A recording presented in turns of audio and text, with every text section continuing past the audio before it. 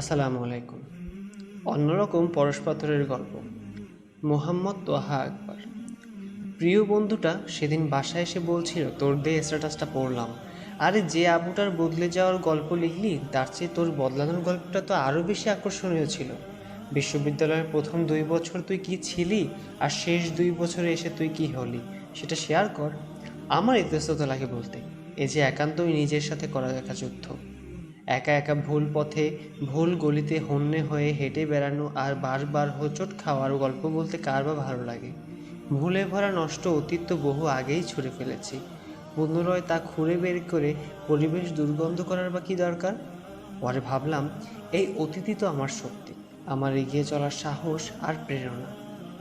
এই গল্প যদি কাউকে জীবনের দুর্গম পথ মারানোর খানিকটা সাহস যোগায়, কেউ যদি এই গল্পের উদ্ভাসে সত্যের পথ চলার এবং সত্যের জন্য আপোষহীন হওয়ার অনুপ্রেরণা পেয়ে যায়, তাহলে তা তো হবে আমার জন্য বিরাট সার্থকতা এবং অনন্য প্রাপ্তি। বলা যায় তো না, কোন গল্প কখন কার হৃদয় ছুঁয়ে যায় আর তার মনমানসে বিপ্লব ও পরিবর্তনের আকুল ঝড় তোলে।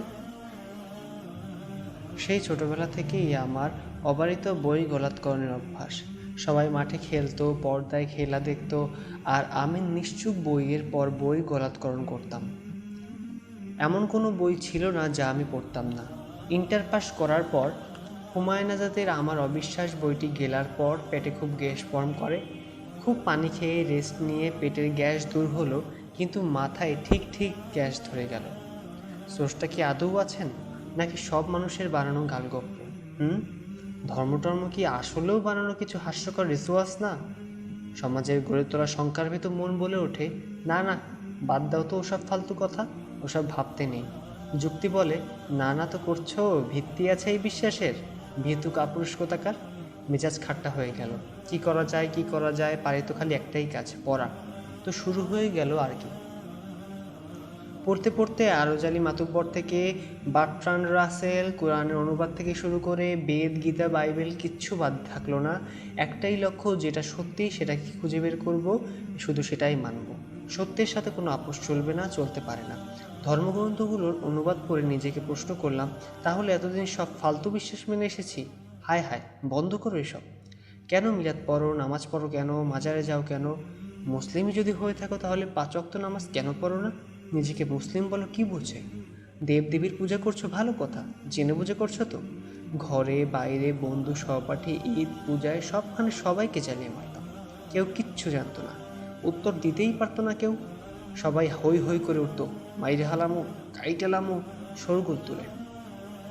সার্টিফিকেটধারী বেকুটের দলকে চিনে ফেললাম, চিনে গেলাম হাস্যকর জ্ঞান অর্জনের সিস্টেমটাকে, আর সেই সিস্টেম থেকে বিজ করতে বেরিয়ে আসা অন্ধ মেরুদণ্ডহীনদের।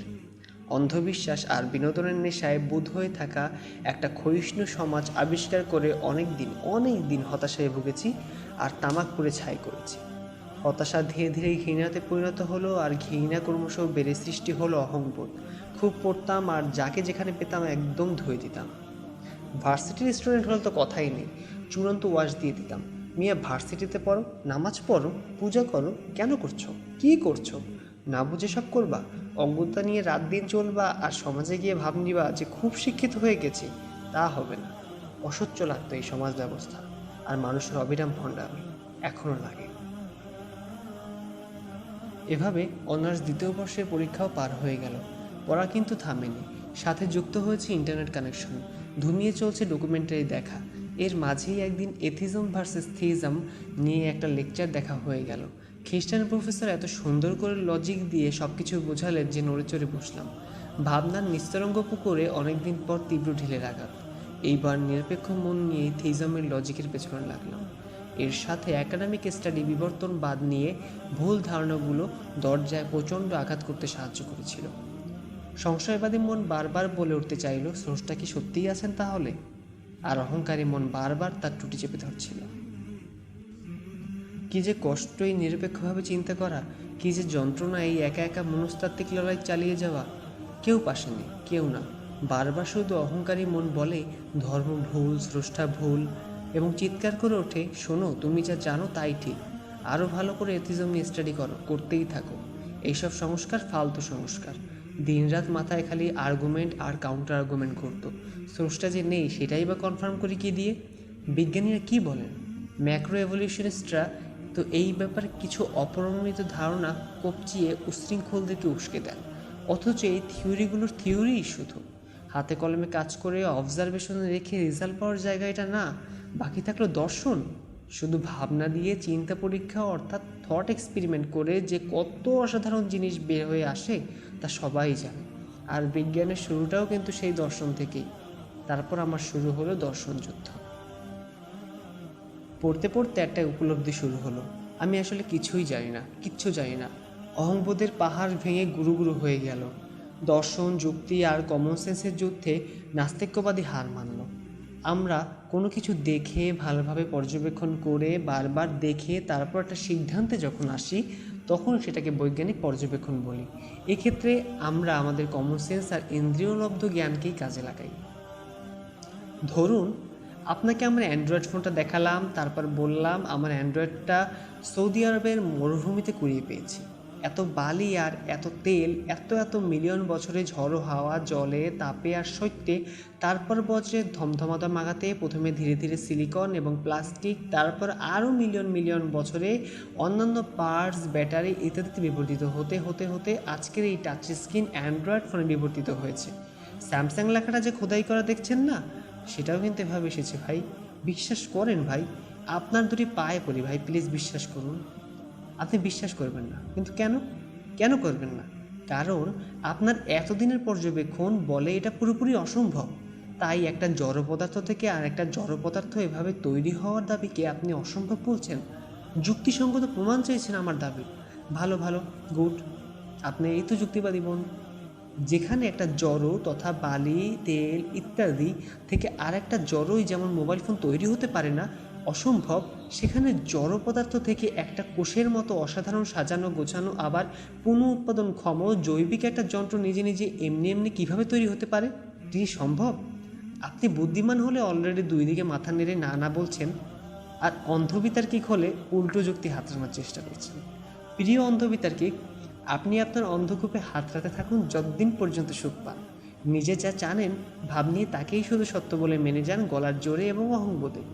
আর এভাবেই চিরকাল পড়ে থাকুন নিজ হাতে রচিত গোলক ধাঁধায়। ততক্ষণে আমরা আর একটু আলোকিত হইনি, কেমন? যেহেতু এত সূক্ষ্ম জটিলতায় পরিপূর্ণ একটা জিনিস সেভাবে নিজে নিজে তৈরি হতে পারে না, অনস্তিত্ব থেকে নিজে নিজেই অস্তিত্বে আসতে পারে না, তার মানে আমাদের সাধারণ পর্যবেক্ষণ অনুযায়ী এর একজন স্রষ্টা আছেন। তিনি হচ্ছেন স্রষ্টা, যিনি কোনো কিছুকে অনস্তিত্ব থেকে অস্তিত্বে আনেন। এই দুনিয়া প্রাণী জগতের মাঝে এত সুন্দর নিয়ম শৃঙ্খলা আর ডিজাইন, নিখুঁত নিয়মকানুন মেনে চলা বিশাল মহাবিশ্ব থেকে শুরু করে ছোট ইলেকট্রন, প্রোটন সব কিছু একজন অসাধারণ, অপার্থিব, অতি বুদ্ধিমান, জ্ঞানী আর প্রোগ্রামার ডিজাইনারের দিকেই ইশারা করে। কাজেই স্রষ্টা আছেন, থাকতেই হবে। আবার আরও একটু মন দিয়ে ভাবলেই বোঝা যায় যে একজনের পৃষ্ঠে স্রষ্টা থাকা অসম্ভব। দর্শন, যুক্তি আর নিরপেক্ষভাবে কমন সেন্স খাটালেই সেটা বোঝা যায়। একজনের বেশি যদি স্রষ্টা থাকলে এই বিশ্বের সুন্দর শৃঙ্খলা আর সাজানো গোছানো প্রাকৃতিক নিয়মকানুনগুলো থাকতো না। এলোমেলো আর বিশৃঙ্খলতায় ভরে যেত অণু পরমাণু হতে সমগ্র মহাবিশ্ব। অনেক স্রষ্টার হিসাব বাদই দেই, শুধু দুজন সমান ক্ষমতাবান স্রষ্টা থাকলেই কিন্তু শক্তির প্রদর্শনী আর যুদ্ধ লেগে যেত। একজন ডানে বলতো, আরেকজন বলতো বামে, ফলে শৃঙ্খলা কখনোই প্রতিষ্ঠিত হতো না।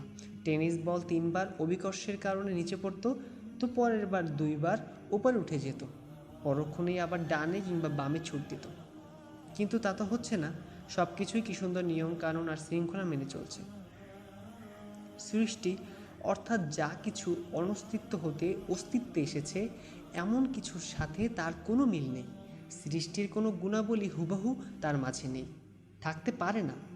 সৃষ্টির উপাদান হতে তিনি পুরোপুরি আলাদা, ফলে এর বৈশিষ্ট্য হতেও তার স্বাতন্ত্র্য পরিষ্কার। তিনি সৃষ্ট নন, কারণ তাকে যে সৃষ্টি করবে তাকে আবার আরেকজনের দ্বারা সৃষ্ট হতে হবে, তাকে আবার আরেকজনের দ্বারা সৃষ্ট হতে হবে, এভাবে চলতেই থাকবে অসীম পর্যন্ত। এর কোনো শেষ নেই। সহজ করার জন্য একটা উদাহরণ দেই। মনে করুন আপনি একজন ট্রাক ড্রাইভার, গাড়ির ইঞ্জিন রাস্তায় হঠাৎ বিগড়ে গেল, ঠেলে ঠেলেই আধা মাইল দূরের গ্যারেজে নিতে হবে, ধাক্কা দেওয়া দরকার, একজনকে ডাকলেন। তিনি বললেন, ওকে ভাইয়া, কোনো সমস্যা নাই, আমি ধাক্কা দিব, তবে যদি আমার আরেকজন বন্ধু রাজি হয় তাইলে দিব, নাইলে না। তার বন্ধুকে বললেন ব্যাপারটা, সে বন্ধু উত্তর দিল, ওকে ভাইয়া, সমস্যা নাই কোনো, আমি ধাক্কা দিমু, তবে যদি আমার আরেকজন বন্ধু রাজি হয় তাইলে দিমু, নাইলে না। তোর বন্ধু খুঁজে বের করে অনুরোধ করলেন, তিনিও একই কথা জানালেন। তারপর আরেকটা বন্ধু রাজি হলে তবেই তিনি ধাক্কা দেবেন। এভাবে যদি একজনের পর একজন চলতেই থাকে তাহলে বন্ধুর সংখ্যা শুধু বাড়বেই, অসীম পর্যন্ত হবে, ধাক্কা আর দেয়া হবে না, গাড়িও কোনো দিন আধা মাইল দূরের গ্যারেজে যাবে না, ঠিক? এভাবে স্রষ্টাও যদি আরেকজন স্রষ্টা দ্বারা, সেই স্রষ্টাও আরেকজন স্রষ্টা দ্বারা তৈরি হতে হয়, তাহলে তা অসীম পর্যন্ত চলতে থাকবে। সৃষ্টির মাঝে অসাধারণ ডিজাইনের ছাপ খুঁজে পাওয়া তো দূরে থাক, কোনো কিছুই সৃষ্টি হবে না। কিন্তু সৃষ্টি যেহেতু আছে, তাতে স্রষ্টার অতি বুদ্ধিমত্তা এবং প্রজ্ঞার ছাপও বুদ্ধি খাটালেই পাওয়া যায়, তার মানে স্রষ্টাও আছেন। তবে মনে রাখতে হবেন, সেই স্রষ্টা আমাদের এই জীবনের দেখা কোনো কিছুর মতোই না। স্রষ্টা আছেন, তবে সেই স্রষ্টা আমাদের দেখা কোনো কিছুর মতোই না, কোনো সৃষ্টির মতো না, কোনো মূর্তির মতো না, ফুটবলের মতো না, আমাদের মতো হাত পা চোখওয়ালা না। মোট কথা, আমরা যেভাবে ভাবতে পারি তিনি সেরকম নন। খেয়াল করলেই দেখব আমরা আমাদের ইন্দ্রিয়লব্ধ জ্ঞানের বাইরে, সৃষ্টি জগতের বাইরেই ভাবতে পারি না। কল্পনায় একটা নতুন প্রাণীর কথা চিন্তা করুন, তাহলে দেখবেন সেখানে আপনি শুধু আপনার পরিচিত জগৎ থেকেই নানা রকমের উপাদান নিয়ে প্রাণীটিকে সাজাচ্ছেন। কিন্তু একটু আগেই আমরা বুঝিয়েছি যে সৃষ্টি অর্থাৎ স্রষ্টা সৃষ্টি জগতের কোনো উপাদান দ্বারা তৈরি হতে পারে না।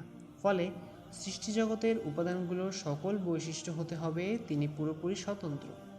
একই কারণে তাকে থাকতে হবে সৃষ্টি থেকে আলাদা, তাকে হতে হবে অসম্ভব প্রজ্ঞাবান, বুদ্ধিমান, শাশ্বত, সর্বশক্তিমান এবং স্বনির্ভর। অসম্ভব প্রজ্ঞাবান, বুদ্ধিমান এবং সর্বশক্তিমান হওয়া ছাড়া এই সুবিশাল নিউক্লিয়ার শক্তি বিকিরণকারী নক্ষত্র, জটিল অণুপরমাণু আর ছোট অণুবীক্ষণিক কোষ হতে সমগ্র মহাবিশ্বের এত সুন্দর নিয়মকানুন তৈরি করা সম্ভব নয়। তিনি স্বনির্ভর এবং কখনোই কারো মুখাপেক্ষী নন। তিনি অনাদি ও স্বনির্ভর না হলে কারো উপর সে নির্ভর করবে? তিনি কারো উপর নির্ভর করলে সেই সত্তা আবার আরেকজনের উপর নির্ভর করার প্রশ্ন চলে আসে, যা কিনা অবিরাম চলতেই থাকবে। ফলে মহাবিশ্বের কিছুই আর অস্তিত্ব আসতে পারবে না। একইভাবে তিনি সেলফ ফুলফিলিং যদি না হন, তাহলে কে তাকে ফুলফিল করবে? তিনি কারো জন্ম দেননি, কারণ কারো কাছ থেকে যদি জন্ম নিলে জন্মদাতাকে কে জন্ম দিল, এরকম প্রশ্ন আবার অসীম পর্যন্ত চলতে থাকবে। একইভাবে তিনি কাউকে জন্ম দেননি। জন্ম দেয়া বা জন্ম নেয়া জীবের তথা সৃষ্টির বৈশিষ্ট্য। স্রষ্টাকে অবশ্যই সৃষ্টির বৈশিষ্ট্য হতে পুরোপুরি মুক্ত এবং স্বাধীন হতে হবে। উপরে বর্ণিত গুণগুলো থাকতে হবে বলতে বোঝানো হচ্ছে এগুলোই একজন স্রষ্টার বৈশিষ্ট্য। তিনি কোনোভাবেই সৃষ্টির মতো নন। একদম সহজে বলতে গেলে বলতে হয়, একটা টেবিল বাতাস দেয় কি না, তা ঘূর্ণিঝড় তৈরি করে কিভাবে, এই প্রশ্ন যেমন অবান্তর এবং ভুল, ঠিক তেমনি একজন স্রষ্টাকে তাকে কে পূর্ণ করে, এর আগে তাহলে কি ছিল, সেই প্রশ্নগুলো সব অবান্তর। কারণ টেবিলটা বাতাস কেমন দেয়, এই প্রশ্নটা যেমন অপ্রাসঙ্গিক, টেবিল বৈশিষ্ট্য পরিপন্থী, ঠিক একইভাবে স্রষ্টাকে কে তৈরি করলো, তার আগে কি ছিল, তিনি কি খেয়ে জীবন ধারণ করেন, এই প্রশ্নগুলো একইভাবে অবান্তর এবং ভুল। স্রষ্টা কি এমন কোনো একটা পাথর বানাতে পারেন যা তিনি নিজেই তুলতে পারবেন না? কিংবা তিনি কি নিজেকে সৃষ্টির বৈশিষ্ট্য দিতে পারবেন? কিংবা তিনি কি খারাপ হতে পারেন, মিথ্যা বলতে পারেন? উত্তর হচ্ছে না। কারণ এর প্রতিটাই স্রষ্টার বৈশিষ্ট্যের পরিপন্থী এবং স্ববিরোধী। তিনি এমন কিছু করেন না যা তার স্ববিরোধী। অনেকে বলতে পারেন এই কাজগুলো করতে না পারলে তিনি সর্বশক্তিমান স্রষ্টাই নন। আবারও স্ববিরোধী ভুল সিদ্ধান্ত। সহজ করার জন্য বলি, কেউ যদি আপনাকে একটা টেনিস বল দেখিয়ে বলে এই বলটা কাঠের আলমারি তৈরি করতে না পারে, ফলে এটি টেনিস বলই না, এমনকি এই টেনিস বলটার অস্তিত্ব নেই, তাহলে আপনি হা হা করে হেসে ফেলবেন। কেন হাসবেন? তার যুক্তিতে ভুল কোথায়? ভুল এখানেই যে টেনিস বলটার অস্তিত্ব অস্বীকার করবার জন্য বোকাটা এমন কিছু বৈশিষ্ট্য টেনিস বলটার উপরে চাপিয়ে দিতে চাইছে যা থাকলে এটা আর টেনিস বলই থাকবে না, এটা হয়ে যাবে কাঠমিস্ত্রি। একইভাবে স্রষ্টার ক্ষেত্রেও সব ধরনের বৈশিষ্ট্য আরোপ করার ব্যাপারটা খাটে না। বৈশিষ্ট্যগুলো লিখে রাখা যাক। 1. স্রষ্টা এক। ফলে পূজনীয় এবং উপাস্য হিসেবে শুধু তাকেই মেনে নিতে হবে, কারণ তিনি ব্যতীত আর সব কিছুই তার সৃষ্টি, আর তার প্রতিটি সৃষ্টি তার উপর নির্ভরশীল কোনো কিছুই পূজনীয় বা উপাস্য হতে পারে না, বরং উপাস্য এবং পূজনীয় শুধু তিনি, যিনি সবাইকে সৃষ্টির পর সব কিছু দেন, রক্ষা করেন, কারো উপর তিনি নির্ভরশীল না। 2, তিনি সর্বশক্তিমান, কারণ এত বিশাল গ্রহ, সুবিশাল নক্ষত্র, নীহারিকা থেকে শুরু করে কোষের জটিলতা পর্যন্ত তিনি সৃষ্টি করেছেন। তাকে অন্যরকম শক্তির অধিকারী হতে হবেই, যা কিনা কল্পনা করাও আমাদের পক্ষে সম্ভব নয়। 3, অত্যন্ত বুদ্ধিমান, যা কল্পনা করার ক্ষমতাও আমাদের নেই। 4, স্বনির্ভর, কারো উপর সে নির্ভরশীল হতে পারে না। সৃষ্ট নন, জন্ম দেননি, সৃষ্টি হওয়া, জন্ম নেওয়া নামক নির্ভরশীলতা থেকে তিনি মুক্ত। 5, তিনি সৃষ্টির মাঝে থাকেন না, তিনি সৃষ্টি হতে আলাদা, তিনি পরিচিত কোনো কিছুর মতোই না। মোটামুটি স্রষ্টাকে আমরা বুঝে ফেললাম। স্রষ্টা তো মানুষকে পথ দেখানোর জন্য, মানুষকে এই পৃথিবীতে জীবনে তাদের দায়িত্ব কর্তব্য বুঝিয়ে দেওয়ার জন্য অনেক ধর্মগ্রন্থ পাঠিয়েছেন শুনেছি। এবার সেগুলো যাচাই করে দেখি কোনটা স্রষ্টাকে পুরোপুরি সঠিকভাবে বর্ণনা করে, ফলে সত্যকে আংশিকভাবে নয় বরং পুরোপুরি ধারণ করে। আশেপাশে পাওয়া ধর্মগ্রন্থগুলোকে খুঁটিয়ে পর্যবেক্ষণ করে কি পেয়েছিলাম সেটা একবার দেখা যাক। কিছু ধর্মগ্রন্থে স্রষ্টা এক এবং ওনাকে ছাড়া আর কারো বা কোনো বস্তুর পূজা করা যাবে না উল্লেখ থাকলেও অনেক সাংঘর্ষিক কথাও রয়েছে সেই ধর্মে। তাই তিনি প্রাণী পূজা বা বস্তুবাদের পাশাপাশি আছে অবতারবাদ অনুযায়ী স্রষ্টা নিজেকে মানুষরূপে দুনিয়াতে পাঠান। স্রষ্টার নিজে মানুষ হওয়ার সমস্যা আছে, এটা ওনার স্বনির্ভর বৈশিষ্ট্যের পরিপন্থী, কারণ মানুষ স্বনির্ভর নয়, তাকে সৃষ্টি হতে হয়, জন্ম নিতে হয়। একজন স্রষ্টা একই সাথে সৃষ্ট অথবা স্রষ্টা দুটোই হতে পারে না, যা যুক্তি অনুযায়ী। তিনি জন্ম নিতেও পারেন না, আবার মানুষকে খাবার সহ অনেক কিছুর ওপর নির্ভরশীল হতে হয়। স্রষ্টা অনির্ভরশীল এবং স্বনির্ভর স্বয়ংসম্পন্ন। আরেকটা ধর্মগ্রন্থে বলা হয়েছে স্রষ্টার সন্তান আছে, তার নাম হচ্ছে যিশু ছিলেন মানুষ। আমরা আগেই দেখেছি স্রষ্টার সন্তান হতে পারে না, এটা তার বৈশিষ্ট্য বিরোধী। যিশু স্রষ্টা হতে পারেন না কারণ তিনি মানুষ ছিলেন, মানুষ স্বনির্ভর না, তাকে সৃষ্টি হতে হয়। একজন স্রষ্টা একই সাথে স্রষ্টা আবার সৃষ্টি দুটোই হতে পারেন না, যেটা যুক্তি অনুযায়ী। এছাড়াও ইতিহাস বলে এরা নিজেরাই ভোটাভুটির মাধ্যমে বাইবেলকে ইচ্ছামতো বদলে দিয়েছে। বাইবেলের বদলানোর কাজ অনেকজন করায় এর অনেক রকমের সংস্করণ পাওয়া যায়। এছাড়াও বাইবেলে দেখা যায় যিশু স্রষ্টার কাছে দোয়া করছেন, প্রার্থনা করছেন। স্রষ্টার কাছে যে দোয়া করে সে কিভাবে স্রষ্টা বা পূজনীয় হতে পারে? পূজনীয় তো শুধু একজনই, যিনি সর্বশক্তিমান, যিনি স্রষ্টা। কাজে এই ধর্ম কোনো যুগে বা কালে সত্যিকারের পথপ্রদর্শক হিসেবে স্রষ্টার পক্ষ থেকে এসে থাকলেও অদল বদল আর মনুষ্য সম্পাদনার কারণে এটাও আর গ্রহণযোগ্য নয় আমার কাছে, ফলে এটাও আমি মানতে পারিনি। আরেকটা ধর্মের অনুসারীরা অনেকেই বিশ্বাস করেন উজাইর আল্লাহর সন্তান, ফলে উজাইর উপাস্য পূজনীয়, যা আবার স্ববিরোধী, ফলে এতেও ঝামেলা আছে। ফাইনালি যে ধর্ম নিয়ে ঘাটাঘাটি করতে হলো তার মূল ধর্মগ্রন্থের নাম আল কুরআন। আল কুরআন দাবি করেছে এটা স্রষ্টার বাণী এবং স্রষ্টা শুধু একজন। এটি বলছে স্রষ্টার আকার কল্পনা করা যায় না, তিনি কোনো কিছুর মতোই নন, তিনি স্বনির্ভর, কারো মুখাপেক্ষী নন, নির্ভরশীল নন কোনো কিছুর ওপর। তাকে কেউ জন্ম দেয়নি, তিনি কাউকে জন্ম দেননি। এটা সবকটা যুক্তিকেই পূর্ণভাবে সমর্থন করে। এছাড়াও এটা মানুষের সৃষ্টির শুরু থেকে মানুষের কাছে আসা অন্যান্য বাণীর রেভেলেশন কথা বর্ণনা করছে। বারবার বার্তাবাহক আর বাণী পাঠিয়ে পথ দেখানোর পরও মানুষের অন্যদিকে ছুটে যাওয়া, ভুল উপাস্য, যিশু, মূর্তি, মাজার, কুপ্রবৃত্তি ইত্যাদি নির্বাচন, ভুলে ডুবে যাওয়ার ইতিহাস বর্ণনা করছে। এটা দাবিও করছে যে এটা জগতের ধ্বংস ও মহাপ্রলয় পর্যন্ত অবিকৃত থাকবে। এই দাবির পর 1400 বছর পার হয়ে গেছে, এখনও একটি অক্ষর এদিক ওদিক হয়নি। কেউ এটা প্রমাণ করতে পারেনি অনেক চেষ্টার পরেও। এর মাঝে সবিরোধী বা সাংঘর্ষিক কোনো কথাও নেই, বরং আছে স্থান কালহীন সুগভীর প্রজ্ঞা আর জ্ঞান। কেউ যখন বলে এটা সবিরোধী বা সাংঘর্ষিক কথা আছে, সে আসলে আরবি না জানার ফলে এটা বলে, আয়াতের কনটেক্সট না জানার কারণেই তারা বলে। ভালোভাবে পড়াশোনা করার পর আর কোনো সন্দেহ থাকে না। আর এই কোরআনে আল্লাহ চূড়ান্তভাবে ঘোষণা দিয়ে দিয়েছেন, আজ আমি তোমাদের জন্য তোমাদের দিনকে পূর্ণাঙ্গ করে দিলাম, তোমাদের উপর আমার নিয়ামত পরিপূর্ণ করলাম এবং তোমাদের জন্য দিন হিসাবে ইসলামকে মনোনীত করলাম। মহান স্রষ্টা এই চূড়ান্ত এবং পরিপূর্ণ বার্তা আল কোরআন এবং যার উপর এই কোরআন অবতীর্ণ হয়েছে সেই বার্তাবাহকের মাধ্যমেই জ্ঞান অর্জন করে যাচাই বাছাই করে এই পথ গ্রহণ করার আহ্বান জানান দুনিয়ার সকল মানুষকে, প্রতিটি মানুষকে। এই পথের নাম ইসলাম। এই শান্তির পথকে, এই একমাত্র টিকে থাকা পরিপূর্ণ এবং সত্যিকার পথকে যেসব মানুষ খোঁজে, জেনে মেনে চলে, নিজেকে স্রষ্টার কাছে আত্মসমর্পিত করে দেন, তাদেরকে আমরা মুসলিম বলি। কাজেই একজন মানুষ মুসলিম হতে হলে তাকে অবশ্যই স্রষ্টা আর তার বার্তাবাহক মুহাম্মদ সাল্লাল্লাহু আলাইহি ওয়াসাল্লাম এর কথা পড়ে বুঝে জেনে মেনে হতে হবে। এখানে কোনো শর্টকাট নেই। জন্মসূত্রে নামের আগে একখানা মুহাম্মদ থাকলেই সে স্রষ্টার কাছে মুসলিম হিসেবে স্বীকৃতি পাবে। এখানে ইসলামী জ্ঞান অর্জনকে এবং সেই অনুযায়ী জীবনধারণকে বাধ্যতামূলক করা হচ্ছে। সব সত্য জেনেও এবং বুঝেও যেসব মানুষ কুপ্রবৃত্তির দাসত্ব এবং অনুসরণ, সমাজে ভয়, অহংকার, নির্যাতন, পীড়নের শঙ্কা ইত্যাদি নানা রকম অজুহাতে এক স্রষ্টার পাঠানো এই জীবন বিধান প্রতি বিশ্বাস স্থাপন করতে চায় না, বিশ্বাস করলেও নিজের জীবনে তা প্রয়োগ করতে চায় না, বরং বিরোধিতা করে যায় অবিরাম, নিশ্চয়ই তারা চরম ক্ষতিগ্রস্ততার মধ্যে রয়েছে। তাদের চোখের উপর ঘন কালো আবরণ পড়ে গেছে, তাই তারা সত্যকে দেখে না। তাদের অন্তর বেঁকে গেছে, তাই তারা অন্তর দ্বারা সত্যকে উপলব্ধি করতে পারে না।